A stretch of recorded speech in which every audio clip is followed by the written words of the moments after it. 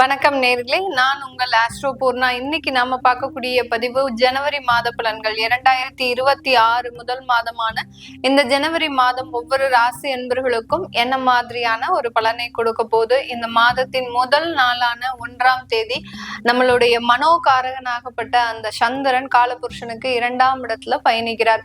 2ஆம் இடம் அப்படின்றது தன குடும்ப வாக்குஸ்தானம். இதனால இந்த மாதம் ஆரம்பிக்கும் போதே எல்லோருக்குமே நிறைய வருமானங்கள் வரக்கூடிய ஒரு ஆண்டாதான் தொடக்கமாக அமைய போகுது. இந்த மாதத்துல மற்ற கிரகங்களின் கோச்சார நிலவரங்கள் அப்படின்னு பார்க்கும்போது மிதுன ராசியில குரு பகவான் வக்ரத்தன்மையோட இருக்கிறார். சிம்ம ராசியில கேது பகவான், அடுத்த தனுர் ராசியில சூரியன், செவ்வாய், புதன், சுக்கிரன், இந்த 4 கிரகங்களும் சேர்க்கை பெற்று இருக்கு. அடுத்து கும்ப ராசியில ராகு பகவான், மீன ராசியில சனி பகவான் இயல்பு தன்மையோட இருக்கிறார். இந்த மாதத்துல அந்த கிரகங்களினுடைய கோச்சார கிரகங்களினுடைய பெயர்ச்சிகள் அப்படின்னு பார்க்கும்போது சுக்கிரனாகப்பட்டவர் 13ஆம் தேதி தனுர் ராசியிலிருந்து மகர ராசிக்கு பயிற்சி ஆகிறார். அடுத்து 15ஆம் தேதி சூரியன் பகவான், அடுத்து 16ஆம் தேதி செவ்வாய் பகவான், 17ஆம் தேதி அந்த புதன் பகவான். இந்த 4 கிரகங்களும் அடுத்தடுத்த நாட்கள்ல அந்த தனுர் ராசியிலிருந்து மகர ராசிக்கு பயிற்சியாகி போறார். அதனால இந்த மாதத்துல பாத்தீங்கன்னா காலபுருஷனுக்கு 10ஆம் இடத்துல இந்த 4 கிரகங்களின் சேர்க்கை ஒவ்வொரு ராசி என்பர்களுக்கும் உண்டான ஒரு மாற்றங்களை பற்றி தான் நம்ம இந்த பதிவுல தெளிவா பார்க்க போறோம். இந்த சேனலை முதன்முறையா பாக்குறீங்க அப்படின்னா சப்ஸ்கிரைப் பண்ணிக்கோங்க, பெல் பட்டன்ல ஆல் ஆப்ஷன் சூஸ் பண்ணிக்கோங்க. சிம்ம ராசி அன்பர்களுக்கு இந்த 2026 ஜனவரி மாதத்துல உங்களுடைய ராசியின் மீதே கேது பகவான் சஞ்சாரம் செஞ்சிட்டு இருக்கிறார். அதனால நிறைய ஒரு குழப்பமான ஒரு முடிவுகளை எடுக்கக்கூடிய ஒரு மனநிலையில தான் இந்த சிம்ம ராசி அன்பர்கள் இருக்கிறாங்க. எப்போதுமே ரொம்ப ஒரு தெளிவான முடிவு அப்படின்றது இந்த 12 ராசியிலேயே இந்த சிம்ம ராசி அன்பர்கள் மட்டும்தான் ரொம்ப தெளிவா செயல்படுவாங்க. ஏன்னா இந்த ராசிக்கு அதிபதி சூரியன் அப்படின்றதுனால ஒரு பஞ்சுவாலிட்டி, ஒரு தெளிவான ஒரு குணங்கள், எல்லாரையுமே ஒரு ஆளுமை செய்யக்கூடிய ஒரு திறமை, அதிகப்படியான ஒரு முன்னேற்றங்கள், இது எல்லாத்தையுமே ஆண்டு அனுபவித்த நபர்கள் இந்த சிம்மராசி என்பர்கள். கடந்த 1.5 வருடங்களாக அதிகப்படியான ஒரு தோல்வியை சந்திச்சிட்டு இருக்கிறாங்க. என்ன ஒரு விஷயத்தை எடுத்தாலும் அதுல தடைகள், தேவையில்லாத ஒரு குழப்பங்கள். வீட்லயே எடுத்துக்கிட்டீங்க அப்படின்னா உங்க பேச்சை மதிக்காம அவர்களாவே முடிவெடுத்து அந்த சிக்கல்ல ஏற்படுத்தக்கூடிய ஒரு டைம். அந்த சிக்கலை தீர்ப்பதற்காக நீங்க அதுல தலையிட்டு அதுல சில தேவையில்லாத அவமானங்கள், தேவையில்லாத ஒரு கருத்து வேறுபாடுகள், ஒருத்தருக்கு ஒரு ரொம்ப ஒரு அதிகப்படியாக பேசிக்காம தேவையில்லாத அந்த ஒரு குழப்பமான ஒரு முடிவுல இருக்கக்கூடிய இந்த சிம்ம ராசி என்பர்களுக்கு உங்களுடைய 6ஆம் இடத்துல உங்களுடைய ராசி அதிபதி இந்த மாதத்துல பயணிக்க போறார். அவரோட சேர்ந்து செவ்வாய்ன்ற கிரகம் உச்சம் அடைகிறாரு. அடுத்து புதனும் சுக்கிரனும் பயணிக்க போகுது. இதனால இந்த சிம்ம ராசி என்பர்களுக்கு இந்த மாதத்துல கடன் சம்பந்தப்பட்ட சில விரயங்கள் ஏற்படக்கூடிய ஒரு தருணமாக இருக்கும். எப்போதுமே எல்லார்கிட்டையும் ரொம்ப பொறுமையாகவும் ரொம்ப ஒரு குளிர்ந்த மனதோடையும், அதாவது ரொம்ப கூலா சில பேரெல்லாம் ரொம்ப ஹேண்டில் பண்ணுவாங்க.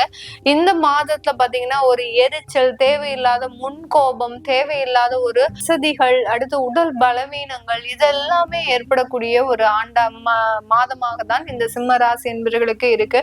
அஷ்டம சனி அப்படின்றது இந்த மாதத்துல உங்களுக்கு மிக கடுமையாக இருக்கு. சனி பகவான் இயல்பு தன்மையோட இருக்கிறதுனால வேலையில நீங்க என்ன செஞ்சாலும் அங்க இருக்கக்கூடிய உயரதிகாரிகளோ சரி, அங்க உங்களோட வேலை செய்யக்கூடிய சக நண்பர்களோ சரி உங்களுக்கு முழுமையான ஆதரவு கொடுக்க மாட்டாங்க. உங்களுடைய வேலைகள்லயும் உங்களுடைய உத்தியோகத்திலையும் அதிகப்படியான சில நெருக்கடிகளை கொடுக்கக்கூடிய ஒரு தருணமாக இருக்கும். அவங்க எதுவுமே சொல்லிக் கொடுக்க மாட்டாங்க.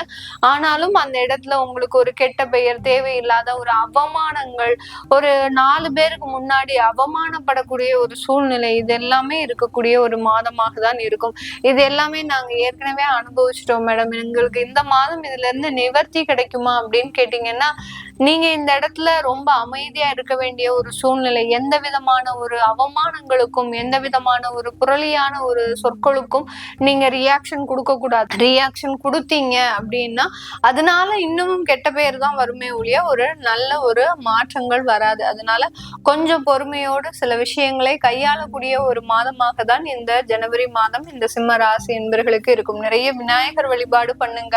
அடுத்து பாத்தீங்கன்னா உங்க ஊர்ல இருக்கக்கூடிய காவல் காவல் தெய்வங்களை வழிபாடு பண்ணுங்க. காவல் தெய்வங்கள் உங்களுக்கு சில பிரச்சனைகள் இருந்து தலை காக்கக்கூடிய ஒரு தெய்வங்களாக காட்சியளிக்கும். அதனால இந்த சிம்மராசி அன்பர்களுக்கு மட்டும்தான் நான் இந்த தெய்வ வழிபாட பொதுப்படையாக சொல்லியிருக்கிறேன். உங்களுடைய சுய ஜாதகத்துல நிறைய தெய்வங்களினுடைய ஆசிர்வாதம் இருக்கும்.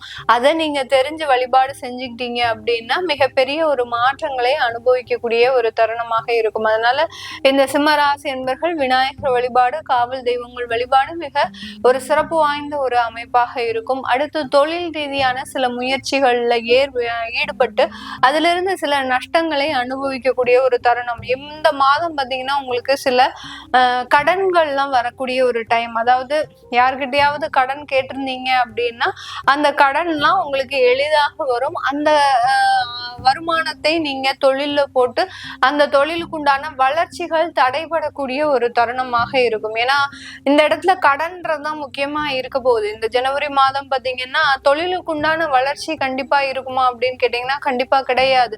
அந்த தொழிலுக்கு உண்டான வளர்ச்சி அப்படின்றது உங்களுக்கு இன்னும் ஒரு 2 மாதங்கள் கழித்துதான் வரக்கூடிய ஒரு அமைப்பாக இருக்கும். ஏன்னா குரு இப்ப வக்ரத்தன்மையோட இருக்கிறதுனால வரவேண்டிய வருமானங்களை நீங்க தேவையில்லாமல் செலவு பண்ணக்கூடிய ஒரு மாதமாகவும் தான் இந்த ஜனவரி மாதம் இந்த சிம்ம ராசி என்பர்களுக்கு இருக்கும். இந்த மாதத்துல பெண்கள் பாத்தீங்கன்னா ரொம்ப கவனமாக இருக்கணும்.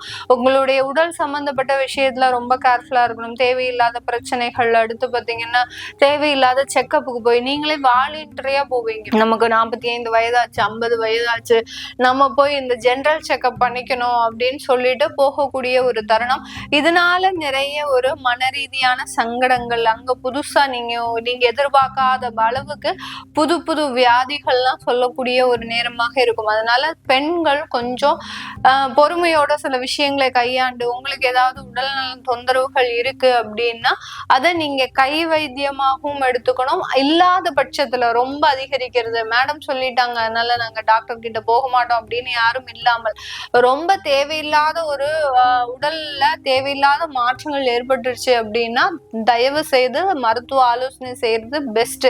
ஏன்னா உங்களுடைய 6ஆம் இடத்துல செவ்வாய் உச்சமாக இருக்கிறதுனால மருத்துவ ஆலோசனைன்றது வியாதிக்கு நிரந்தர தீர்வை கொடுக்கக்கூடிய ஒரு தருணம். அது இல்லாம நான் எந்த இடத்துல போகக்கூடாது அப்படின்னு சொல்றேன்னா, ஜெனரல் செக்கப்புக்காக இந்த மாதம் தான் நாங்க போய் செக்அப் பண்ண போறோம், நாங்க போய் புதுசா போய் எனக்கு ஏதாவது பிரச்சனைகள் இருக்கா, என்னமோ மாதிரியா படபடப்பா செய்யுது, எனக்கு தலைவலி அதிகமா இருக்கு, கண் சம்பந்தப்பட்ட பிரச்சனைகள் இப்படி இருக்கு அப்படின்னு புதிதாக மருத்துவமனைக்கு செல்லக்கூடியவர்கள் அதை செய்யக்கூடாது. செஞ்சீங்க அப்படின்னா அதனால சில பிரச்சனைகள் வரக்கூடிய ஒரு தருணமாக தான் இருக்கும். அதனால இந்த மாதத்துல மருத்துவம் சம்பந்தப்பட்ட செலவுகள்லாம் அதிகரிக்கக்கூடிய ஒரு நேரமாகவும் தான் இந்த சிம்மராசி என்பவர்களுக்கு இருக்க போது. இந்த காலகட்டம் வெளிநாட்டுல இருக்கக்கூடியவர்கள் அங்க அவர்களினுடைய குடும்ப வாழ்க்கையில சில மாற்றங்கள் ஏற்படக்கூடிய ஒரு தருணம். 2வது திருமணம் அப்படின்னு அதை நோக்கி பயணிக்கக்கூடிய ஒரு நேரம். சிம்மராசி என்பவர்கள் கடந்த வருடம் முழுவதுமாகவே அந்த 2வது வாழ்க்கையை பற்றி எண்ணாமல் இந்த வருடத்தின் தொடக்கத்திலேயே அதை நோக்கி பயணிக்கக்கூடியவர்களாக இருப்பாங்க. ரொம்ப கவனமாக செயல்படணும். கவனமாக செயல்படலை அப்படின்னா அந்த 2வதாக செல்லக்கூடிய அந்த வாழ்க்கையின் மூலமாக அதிக தோல்விகள், தேவையில்லாத ஏமாற்றங்கள்லாம் ஏற்படக்கூடிய ஒரு மாதமாகவும் தான் இந்த ஜனவரி மாதம் இருக்க போகுது. இது எல்லாமே நம்ம கோச்சார நிலவரப்படி பலன்களை கணிச்சு சொல்லியிருக்கிறோம். உங்களுடைய சுய ஜாதக தசாபுத்தி பலன்களை பார்க்கணும் விருப்பப்படுறவங்க கீழே இருக்கிற நம்பருக்கு வாட்ஸ்அப்ல அப்பாயின்மெண்ட் வாங்கிட்டு கன்சல்ட் பண்ணிக்கலாம். அடுத்து உங்களுடைய குழந்தைகளுக்கு ஜாதகம் எழுதணும் அப்படின்னு நினைக்கிறவங்களும் கீழே இருக்கிற நம்பருக்கு வாட்ஸ்அப்ல மெசேஜ் அனுப்புங்க. அதற்குண்டான தகவல்கள் தெரிய வரும். உங்களிடமிருந்து விடைபெறுவது உங்கள் ஆஸ்ட்ரோ பூர்ணா. நன்றி, வணக்கம்.